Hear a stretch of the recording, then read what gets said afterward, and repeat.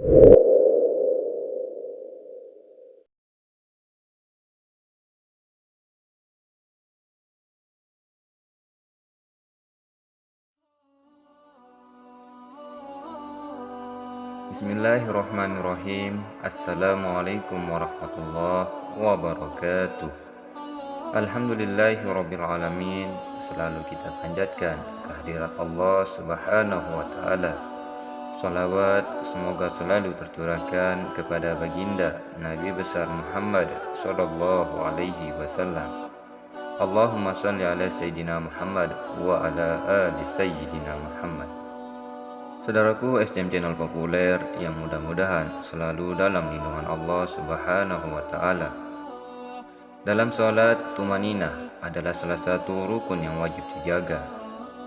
Nabi Muhammad sallallahu alaihi wasallam pernah menegur orang yang salatnya tergesa-gesa. Terdapat pula hadis yang menerangkan tentang buruknya salat yang terlalu cepat.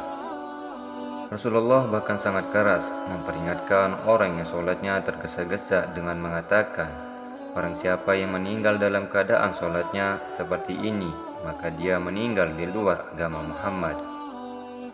Saudaraku rahimakumullah, berikut adalah hadis yang menerangkan dengan jelas bahwa Nabi Muhammad SAW tidak menyukai dan melarang orang yang sholatnya terburu-buru. Yang pertama, pencuri sholat. Dari Abi Qatadah, ia berkata Rasulullah SAW bersabda, seburuk-buruknya manusia adalah orang yang mencuri salatnya. Para sahabatnya bertanya, wahai Rasulullah, bagaimana seorang mencuri salatnya?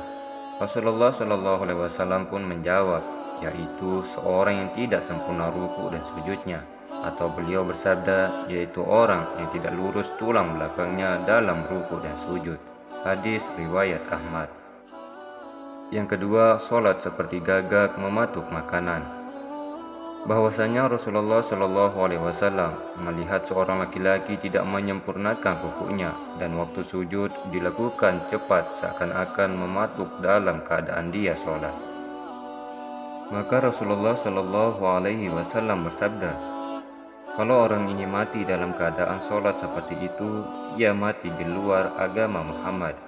Ia sujud seperti burung gagak mematuk makanan, perumpamaan orang ruku tidak sempurna, dan sujudnya cepat seperti orang kelaparan. Makan sebiji atau 2 biji kurma yang tidak mengenyangkannya. Hadis riwayat Abu Ya'la Al-Baihaqi. At-Tabrani disahihkan oleh Ibnu Khuzaimah dan dihasankan oleh Syekh Al-Albani. Yang ketiga, larangan seperti mematuknya ayam jantan.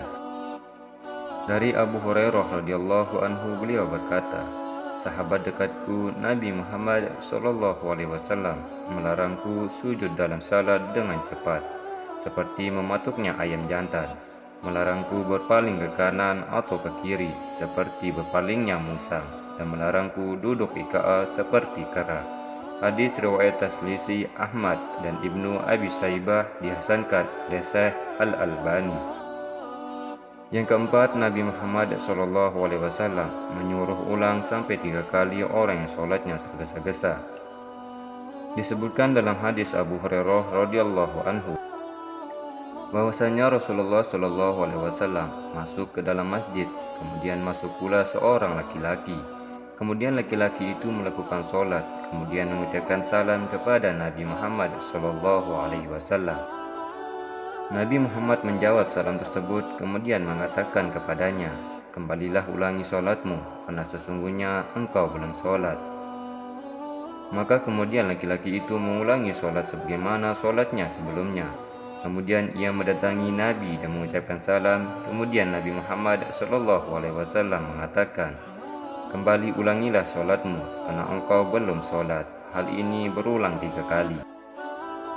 Maka kemudian laki-laki itu mengatakan, demi yang mengutusmu dan kebenaran, aku tidak bisa melakukan lebih baik dari sholatku tadi, maka ajarilah aku. Rasulullah SAW bersabda, jika engkau berdiri untuk sholat, bertakbirlah, kemudian bacalah yang mudah bagimu dari Al-Quran.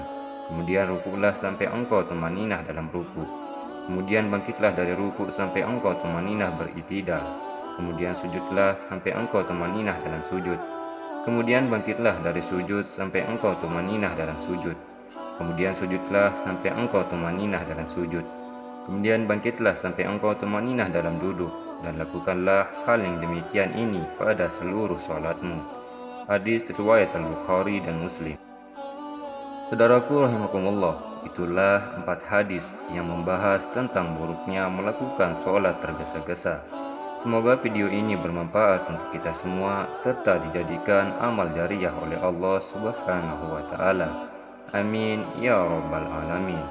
Akhirul kalam, wabillahi taufiq wal hidayah. Wassalamualaikum warahmatullahi wabarakatuh.